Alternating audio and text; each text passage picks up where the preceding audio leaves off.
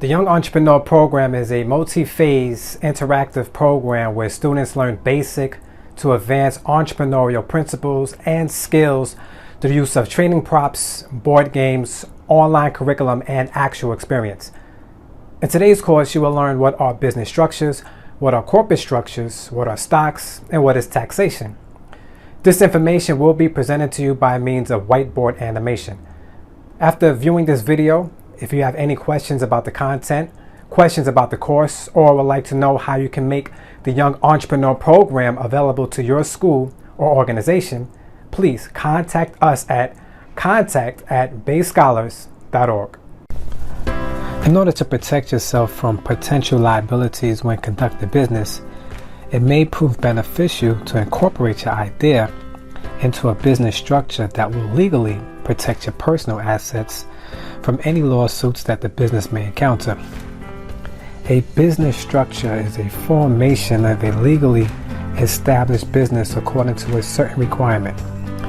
The law recognizes quite a few business structures, and we will go over most of these in basic detail. Business structures that you should become familiar with, and which shall be explained individually in this lesson, include sole proprietorship, partnerships,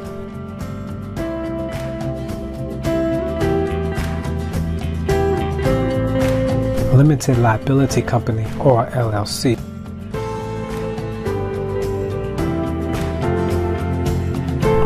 C corporation,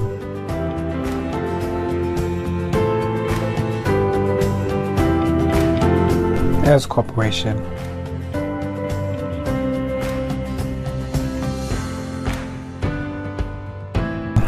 and nonprofit organization.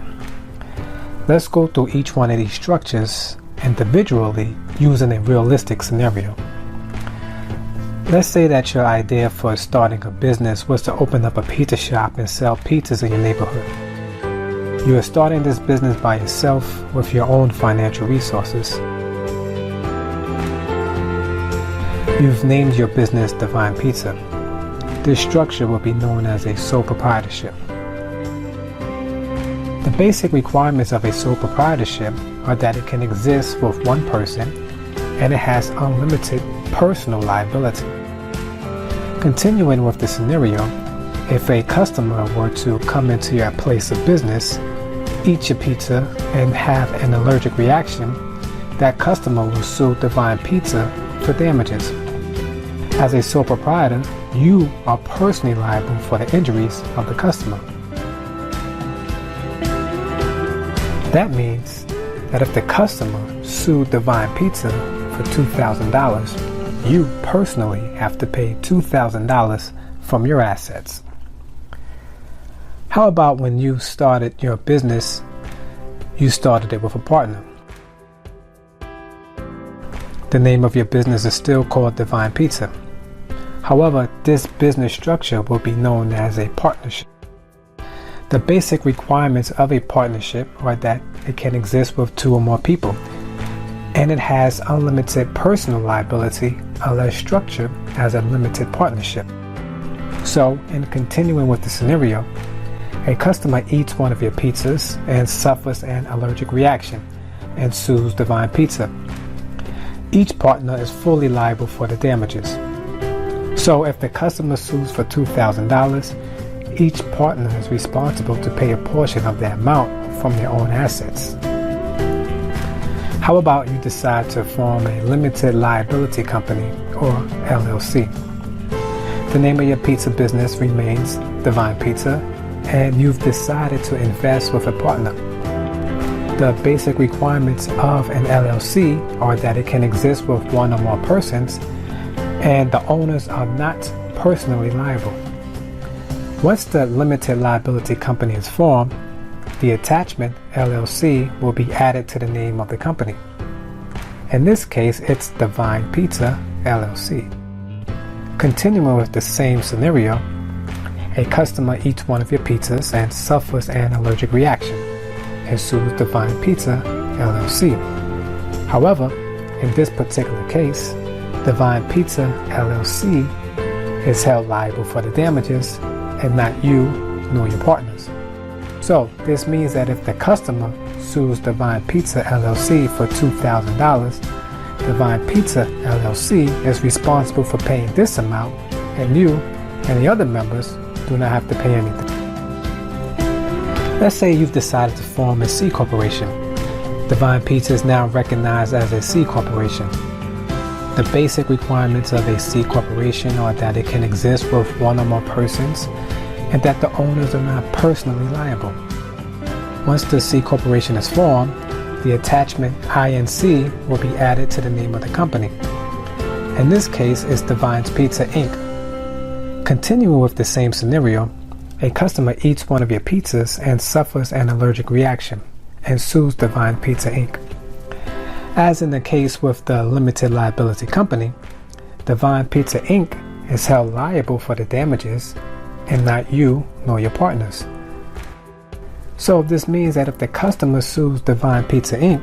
for $2,000, Divine Pizza Inc. is responsible for paying this amount, and you and the other owners do not have to pay anything. Let's say you've decided to form an S corporation. Divine Pizza is now recognized as an S corporation. The basic requirements of an S corporation are that it can exist with one or more persons, but no more than 100 who must all be U.S. citizens, and the owners are not personally liable.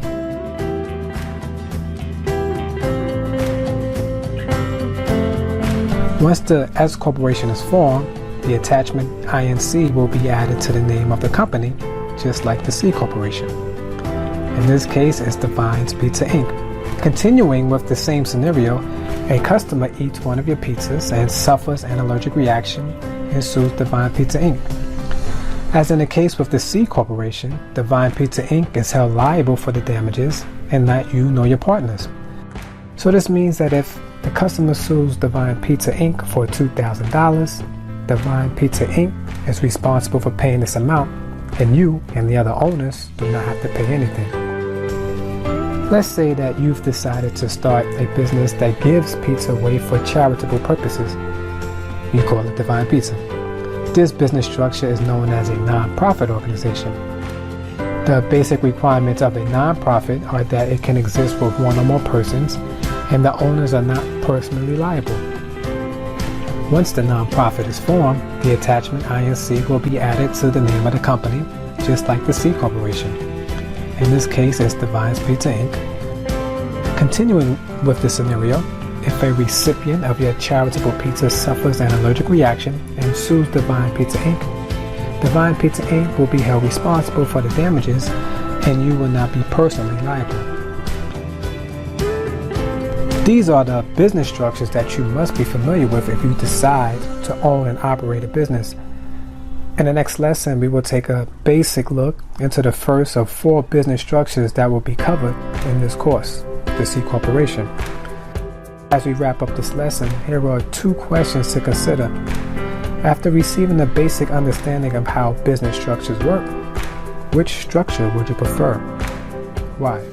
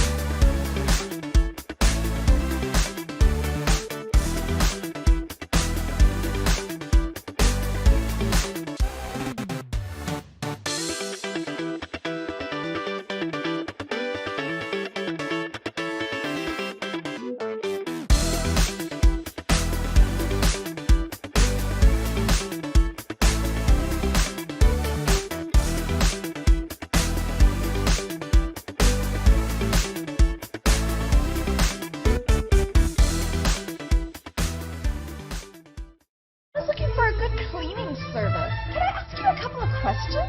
Can you clean my garage? Can you steam my carpets? Can you work really fast? Do you provide your own cleaning supplies? Can you work around my schedule? Do you screen your workers? Can you clean my business too? Okay, I don't need my husband anymore.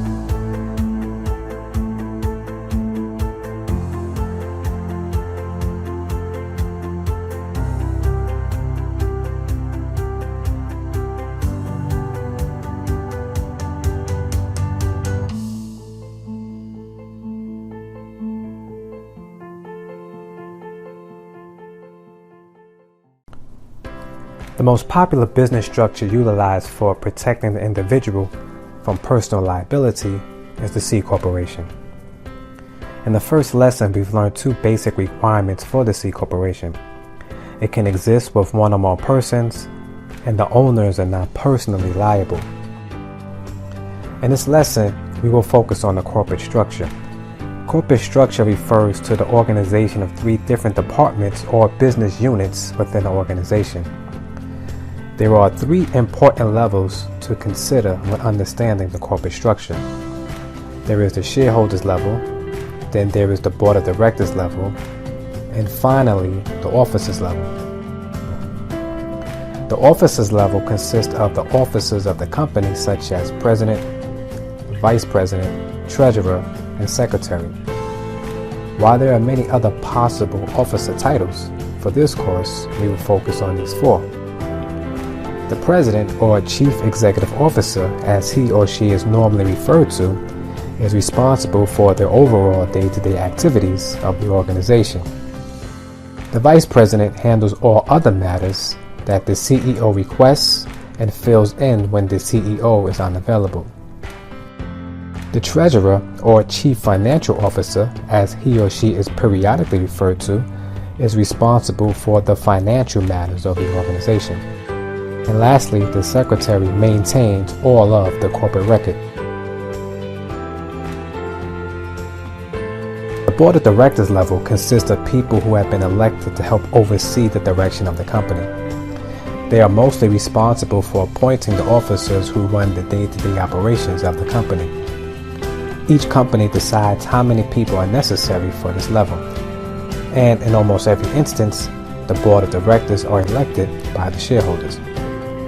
The shareholders level consists of ordinary people who have become part owners of the company through the purchase of shares of stock. We will learn more about shareholders and the creation and purposes of stock in the next lesson. As we wrap up this lesson, here are two questions to consider. According to the information you've just learned about corporate structure, which level do you believe has the most influence in the company? Why?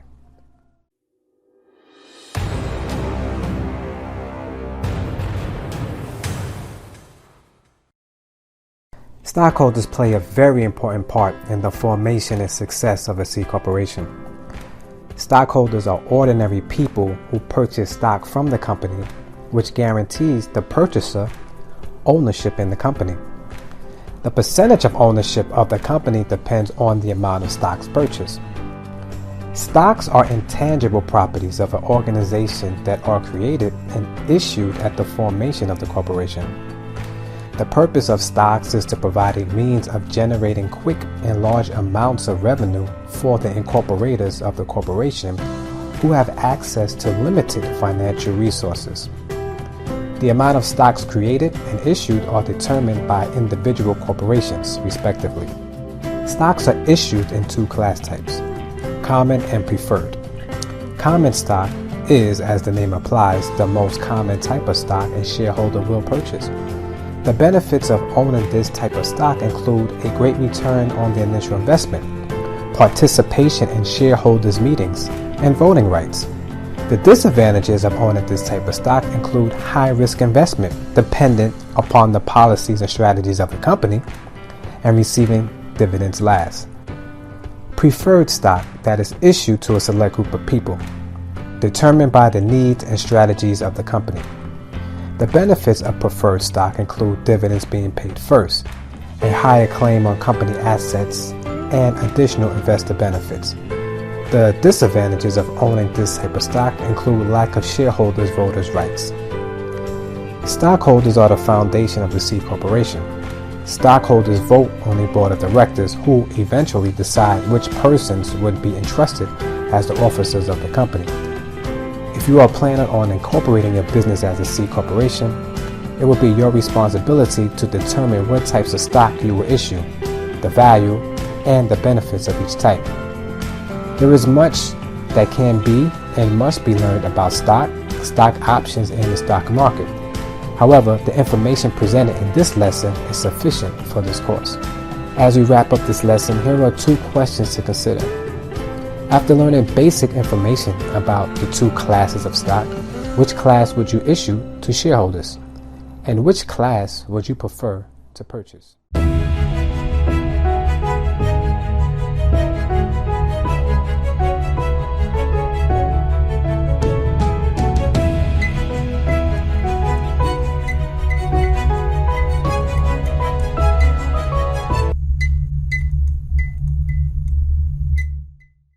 C corporations will have to pay the government a portion of their yearly earnings. This is known as taxation. Mostly, C corporations pay taxes quarterly throughout their fiscal year. A fiscal year is the same as a calendar year. The majority of businesses have a fiscal year that begins in January and ends December 31st. However, the fiscal year can begin with any month as long as it ends within the year of formation. C corporations are the only business structure that has to pay the government twice for revenue earned. This is known as double taxation. What this means is that when the company earns money, the company must pay a tax on reported earnings. In addition, the income reported by all officers, board of directors, shareholders, and employees will be taxed as well. Double taxation can be considered a disadvantage when forming this business structure. As we wrap up this lesson, consider these questions. Knowing that a C corporation will be taxed twice, would this affect your decision to incorporate? Why or why not?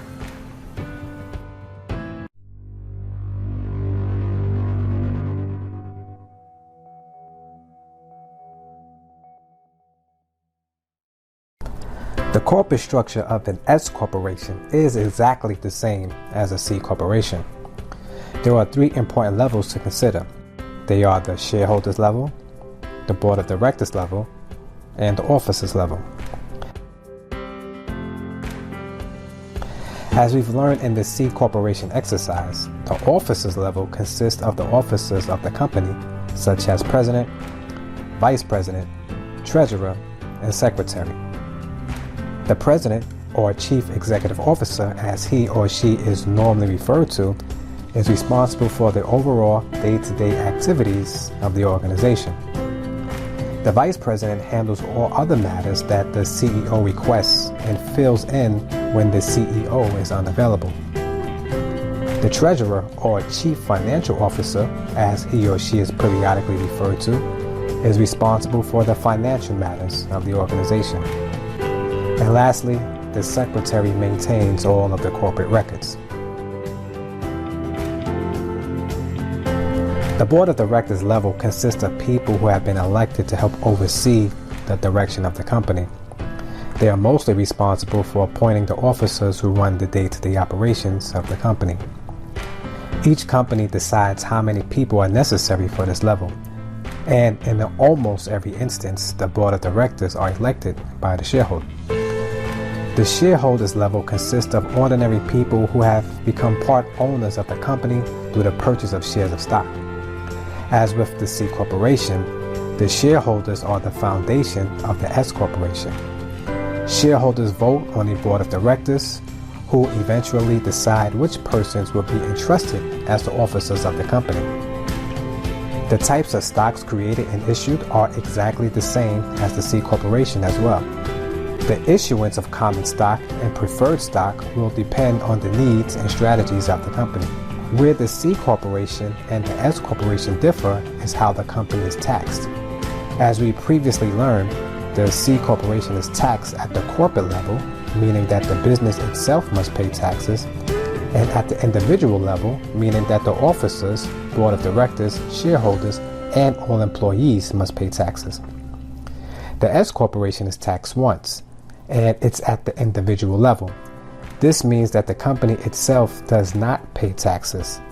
However, the officers, board of directors, shareholders, and all employees will pay taxes according to income reported. This makes the S corporation a more favorable option as a business structure in the United States. As we wrap up this lesson, consider the following questions. How are the C and S corporations similar? How are they different?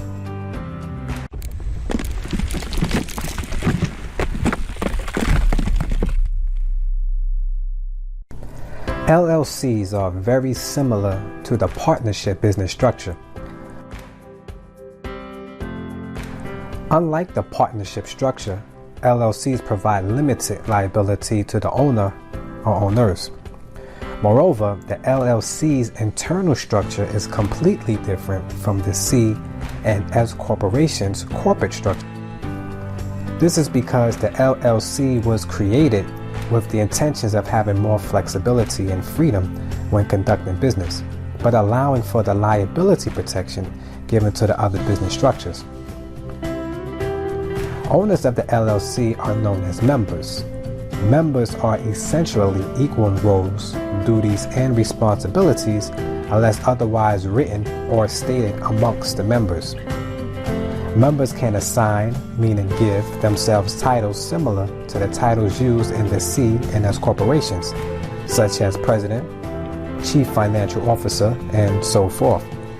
However, unlike C and S corporations, LLCs do not create or issue stock. This means that it may be difficult to raise capital and the necessary financial resources to run the business. Many states don't restrict ownership, meaning anyone can be a member, including individuals, corporations, foreigners, foreign entities, and even other LLCs. Some entities, though, cannot form LLCs, including banks and insurance companies. LLCs are very similar to the S corporation in regards to how the business is taxed. Just like the S corporation, the LLC will not be taxed at the business level. All taxes will pass through the business and the members will be taxed on income reported. As we wrap up this lesson, here are questions to consider. What is the difference between a C corporation and an LLC? In what way can they be similar?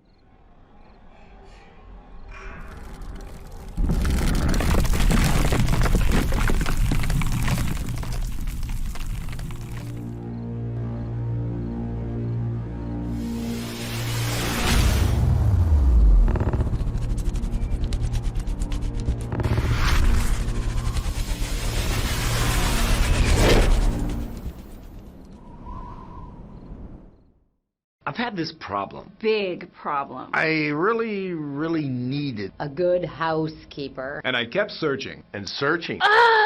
There are so many choices. It's really hard to find one that has all the things on my list. But I finally did it. Yes, thank you. If you were looking for one as well, Look no further. Here's a really good one. Just use mine. Use mine. I'm very satisfied. Definitely recommend. Problem gone. thank you. Nonprofit organizations follow a similar corporate structure as the C and the S corporations. However, instead of 3 important levels to consider, there are only 2, the board of directors level and the officers level. Shareholders level doesn't exist within the nonprofit business structure because the actual purpose of a nonprofit is not to make a profit from goods and or services provided, but to provide goods and or services mainly freely to the public. Normally, a board of directors is formed at the formation of a nonprofit. However, the board of directors can be formed at any time during the existence of the nonprofit. As with the C and S corporations, the board of directors may be responsible for electing the officers of the company. The officers of the nonprofit are actually created at the formation of the company. Depending on the amount of incorporators or people helping to create the organization, the titles of the officers will vary. It is possible to have only one person be responsible for the roles of many people if he or she is the only incorporator. For example, it's not uncommon for one person to be the president, vice president, treasurer, and secretary. Taxing works slightly different with a nonprofit than with all the other business structures.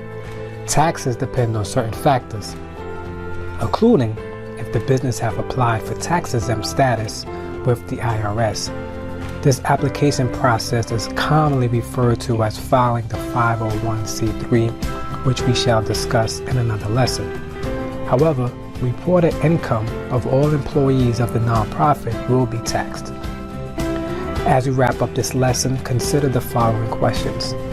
What makes a nonprofit organization different from the other business structures? What does the nonprofit have in common with C and S corporations?